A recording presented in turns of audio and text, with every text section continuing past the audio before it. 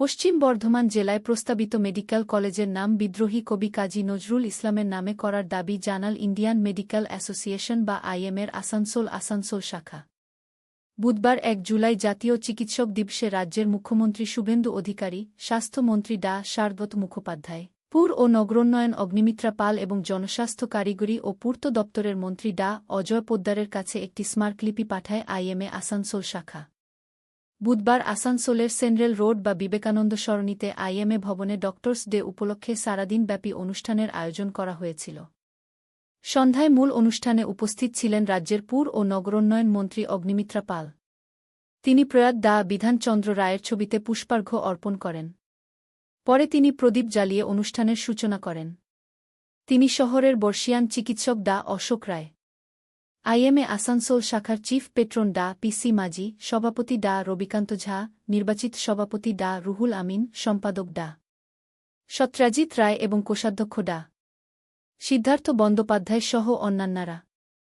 এই অনুষ্ঠানে আইএমএর আসানসোল শাখার পক্ষ থেকে অগ্নিমিত্রা পালকে সম্বর্ধনা দেওয়া হয়। এর পাশাপাশি এই অনুষ্ঠানে প্রস্তাবিত মেডিকেল কলেজের নাম বিদ্রোহী কবির নামে করার স্মারকলিপি মন্ত্রীর হাতে তুলে দেওয়া হয়। আমাদের doctors day, national doctors day, আমাদের ডক্টর বিধানচন্দ্র রায় জন্মবার্ষিকী এবং মৃত্যুবার্ষিকী আমরা জানি, এবং আজকে কলকাতার যে আইএমএ ব্রাঞ্চ সেখানে অনুষ্ঠান করা হয়েছিল। আমাদের সম্বর্ধনা দেওয়া হলো, সেখানে তারা একটি ডেপুটেশন দিবে। এখানকার ডাক্তার মানুষরা অনেকগুলো বিষয় আছে, তার মধ্যে একটা বিষয় আছে যে পশ্চিম বর্ধমানে যে মেডিকেল কলেজ করার কথা আমরা চেষ্টা করছি সেটা আসানসোলেই করার। তার নাম কাজী নজরুল মেডিকেল কলেজ, কাজী নজরুল ইসলামের নামে এই কলেজ। তো ওনারা এটা দিয়েছেন, আমি মাননীয় স্বাস্থ্যমন্ত্রী, মাননীয় মুখ্যমন্ত্রীর হাতে। পুরো স্বাস্থ্য পরিষেবা উন্নয়নের জন্য আপনি কি ভাবছেন? কারণ আজ চিকিৎসক দিবস, পুরো স্বাস্থ্য অনেকগুলো বিষয় আছে। প্রথমত তো আমাদের যে আয়ুষ্মান ভারত যে কার্ড, সেই কার্ডটি অলরেডি এনরোলমেন্ট শুরু হয়ে গেছে, ফর্ম ফিল আপ শুরু হয়ে গেছে।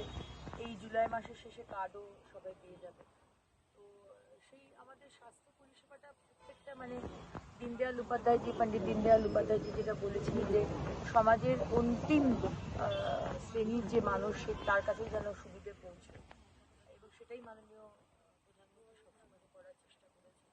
আমাদের মুখ্যমন্ত্রী ও মাননীয় প্রধানমন্ত্রী দেখানোর পথ নিয়ে আমরা চেষ্টা করছি প্রত্যেকটা মানুষের কাছে। যেমন এর আগের সরকার স্বাস্থ্যসাথী বলে যে কার্ড দিয়েছিল, কিন্তু সেখানে ক্যান্সার হলে তার ট্রিটমেন্ট বলুন বা লিভার ট্রান্সপ্লান্ট, এই ধরনের বড় বড় অসুখ যদি হতো তাহলে সেখানে পশ্চিমবঙ্গে তো চিকিৎসা হতোই না, এবং বাইরে গেলেও অন্য রাজ্যে গেলে বিটে মাটি বিক্রি করে চিকিৎসা করাতে হতো। আজকে সেটা আর হবে না, 5 লক্ষ টাকার বিনামূল্যে চিকিৎসা আজকে মানুষ পাবেন, সেটা একটা বড় সুবিধে। এবং আমাদের আসানসোল জেনারেল হাসপাতালে ট্রমা সেন্টার এখনো খোলেনি। আমি আমাদের সম্মানীয় স্বাস্থ্যমন্ত্রী ডক্টর শারদত মুখোপাধ্যায়কে জানিয়েছি অলরেডি যে আমাদের যে ট্রমা সেন্টার সেটা খোলার জন্য। ডাক্তারও নেই, ইনফ্রাস্ট্রাকচারও নেই, হ্যাঁ জায়গা আছে, কিন্তু কোনো ব্যবস্থাপনা নেই। তো সেটা আমরা লাস্ট রোগী কল্যাণ সমিতির যে মিটিং করেছিলাম প্রায় 1 মাস হতে চলবে, তারপরে আমরা বলেছিলাম বেসিক যে কিছু জিনিস নেওয়ার, প্রচণ্ড পরিষ্কারের ওপর স্বচ্ছতা সে স্বাগত মাননীয় প্রধানমন্ত্রী বলেছেন।